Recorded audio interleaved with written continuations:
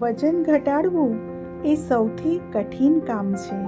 દિવસે કંઈક હલકું ફૂલકું ખાઈ લીધા પછી રાતે ડિનરમાં ખાવામાં ધ્યાન નહીં રાખો તો વેઇટ લોસ જર્ની સ્ટોપ થઈ જશે. રાત્રે ડિનરમાં એવું ખાઓ કે પેટ ભરાઈ જાય પણ ખોરાક હેવી ના હોય. તો એના માટે અહીંયા હું તમને મખાણા સજેસ્ટ કરું છું. 1.5 કપ મખાણા, અને તમે વિડીયો સ્કીપ કર્યા વગર જોશો તો તમારી વેઇટ લોસ જર્નીમાં આ રેસીપી ખૂબ જ હેલ્પફુલ થશે. મખાણા શેકી લીધા હતા મેં, અને એને મેં મિક્સરમાં દળી લીધા છે. બિલકુલ બારીક નથી પીસવાના, આપણે ભાખરીનો લોટ હોય એવો પીસવાનો. 1 કપ છીણેલું પનીર, છીણેલ ગાજર, કેપ્સિકમ લાલ, લીલું કેપ્સિકમ, પર્પલ કોબી અને લીલા મરચાં અને આદુ. હવે મસાલા નાખીશું. તો મરી પાવડર છે, મીઠું, જીરા પાવડર, ધાણા જીરું. હવે બધું આપણે સારી રીતે મિક્સ કરી લઈશું. રાત્રે ડિનરમાં paneer makhana tikki best weight loss recipe છે.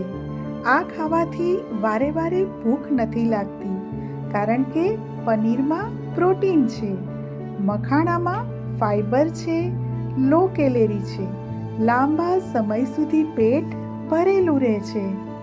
તો હવે એના બાઇન્ડિંગ માટે આપણે 2 ટેબલસ્પૂન દહીં નાખીશું, એટલે સરસ આ બધું જ મિક્સ થઈ અને એક લોટ જેવું તૈયાર થઈ જશે.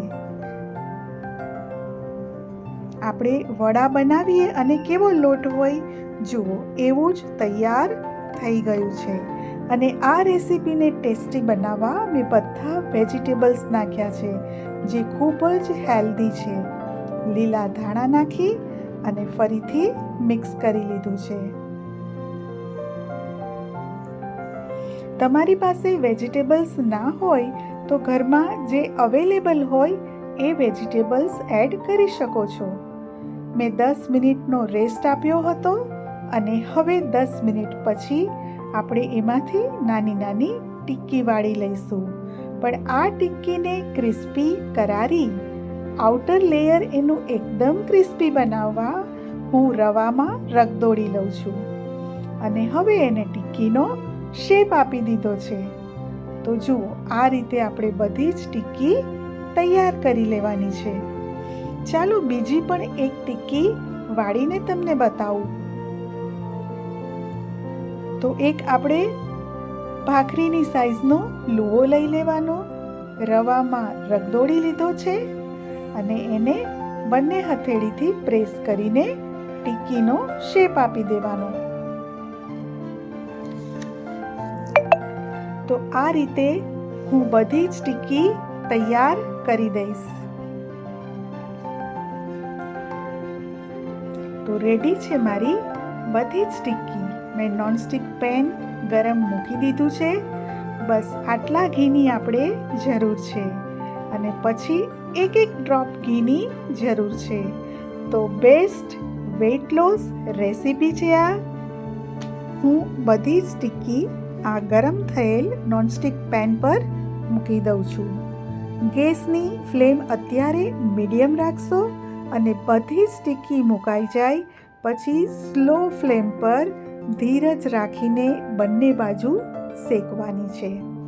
ફક્ત એક જ ડ્રોપ ઘીનું હું નાખી રહી છું, ફ્લેવર આવે આપણને અને સરસ શેકાય એના માટે. બાકી નોનસ્ટિક પેનમાં તમે આટલું ઘી ન નાખો તો પણ ચાલે. બંને બાજુ એને ઉલટ પુલટ કરતા રહેવાનું છે. એક બાજુ વધારે સમય ન રહેવા દેશો, નહીંતર ટિક્કી છે એ બળી જશે. તમે વજન ઘટાડવા માટે ડાયટિંગ કરી રહ્યા હો તો તમારા ડાયટમાં આ મખાણાને અવશ્ય સામેલ કરશો. મખાણા ખાવાથી પેટ લાંબા સમય સુધી ભરેલું રહે છે અને સ્થૂળતા ઝડપથી ઓછી થાય છે. તો બંને બાજુથી 2 વખત મેં ઉલટ પુલટ કરી અને 4 થી 5 મિનિટ સુધી મેં આ ટિક્કીને શેકી છે. અને હજી આપણે ચેક કરી લેવાનું.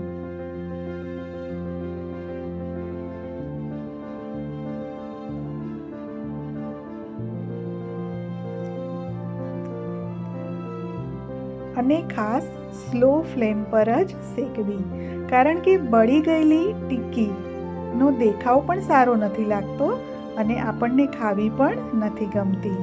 તો બધી જ ટિક્કી હવે હું એક પ્લેટમાં કાઢી લઉં છું. ફ્રેન્ડ્સ, આપને મારી આ રેસીપી કેવી લાગી? વેઇટ લોસ જર્નીમાં કમાલની અસર કરનાર આ ટિક્કી આપ જરૂરથી બનાવશો અને મને કોમેન્ટ કરીને જણાવશો કે આપને આ મારી રેસીપી કેવી લાગી. Thanks for watching.